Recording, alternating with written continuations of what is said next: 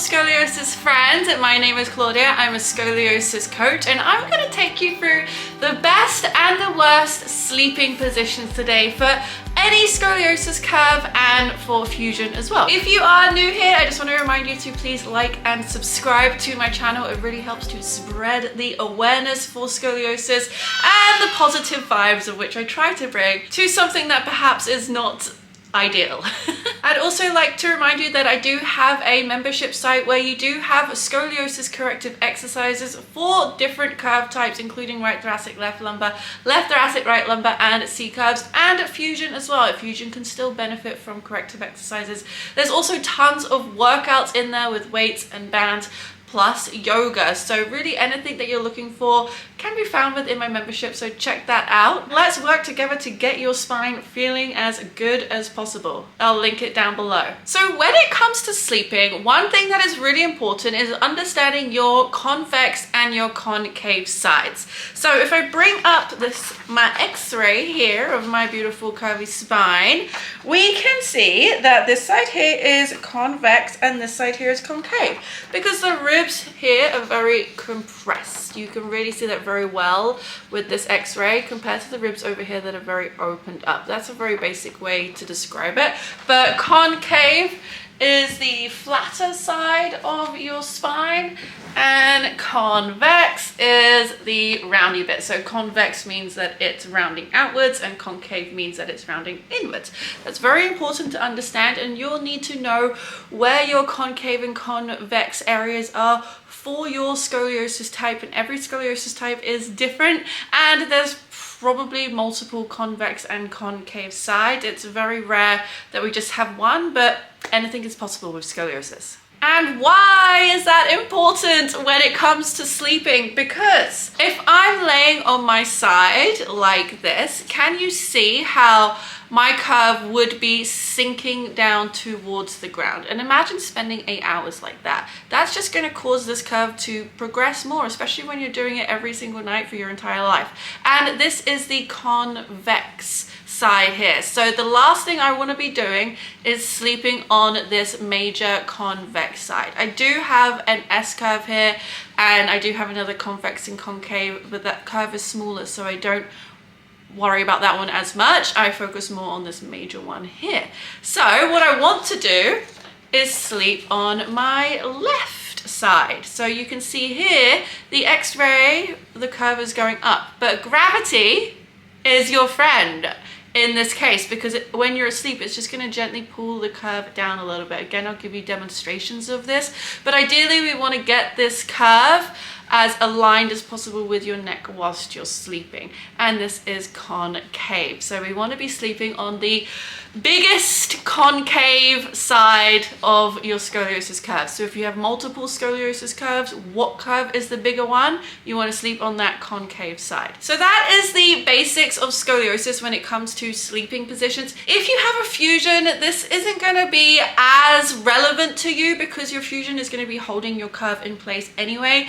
If you know that above or below your fusion you still have a little bit of scoliosis, then I would recommend sleeping on the concave side of that scoliosis. Let's come down onto the mat and I'll show you what I mean. So I'm going to start by showing you what not to do, and let's see if you can figure out why. So this is my makeshift bed and I'm going to lie here like this. Can you see why this might not be such a good idea for 8 hours every night? My major thoracic curve is pushing down into the ground. This is convex, this is concave. So we don't want to be sleeping like that. What that side is beneficial for is my lumbar curve. So for my lumbar curve, it goes up like this. This is convex and this is concave. However, because that curve is smaller, I'm not going to be focusing on that. I'm obviously focusing on the bigger curve. And if you have two curves as well and they're both similar sizes, then I guess you could equally sleep on one side and equally sleep on the other side. But if you're like me and you have one curve that is marginally bigger than the other one, then please focus on the bigger curve. What you'll also see in that sleeping position is perhaps that my head was pushed a little bit high. I don't recommend sleeping with big pillows because you actually want your neck to be at a better level. Your neck is part of your spine. Your neck might also have some scoliosis in it as well. That's very common. That's where we end up with like a head tilt, and maybe you can turn one side easier than you can turn the other. The neck is affected by it, trust me. So let me show you what would be better. So I'm gonna lie on the side of my biggest concave area.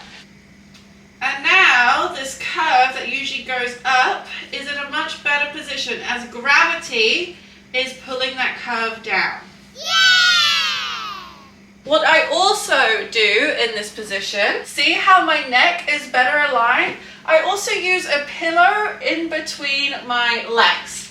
And what the pillow in between the legs will do, you can cuddle it, is stop your hips from going into rotation. So if you don't have a pillow, it's very easy to kind of end up like this. If you do put a pillow in between the legs, you have something there to kind of stop you from rotating, especially if you do have a lumbar curve and quite a lot of rotation in your hips. This is going to be very beneficial with you to help prevent you going into that rotation.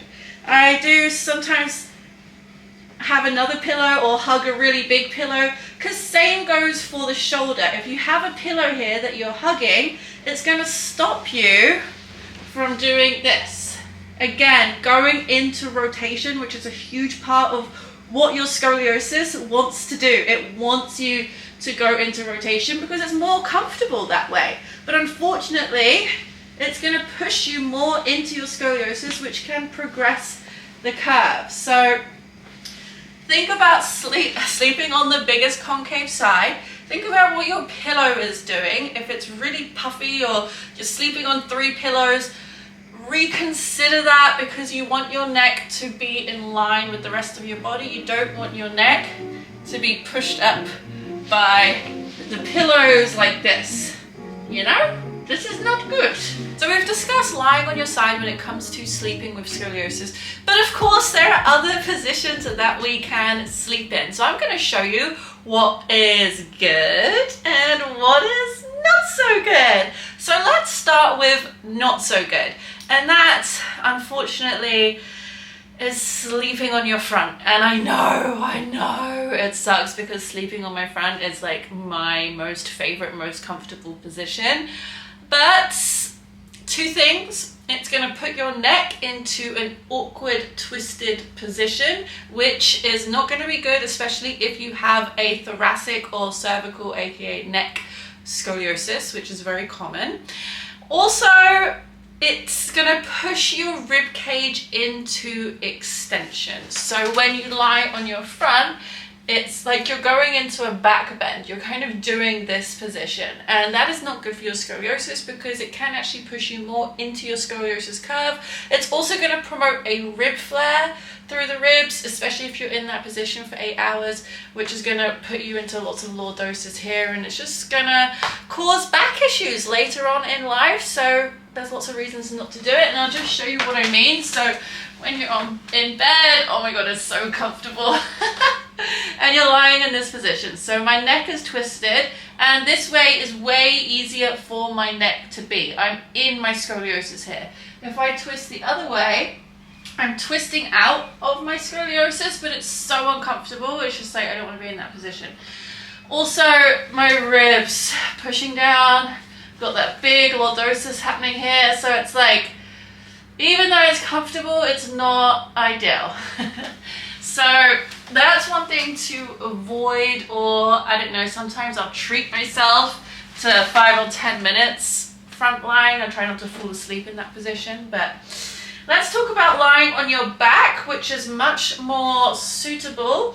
I recommend also doing it with a pillow underneath your knees, because that could be quite a nice release for your lower back if you know you get lower back pain.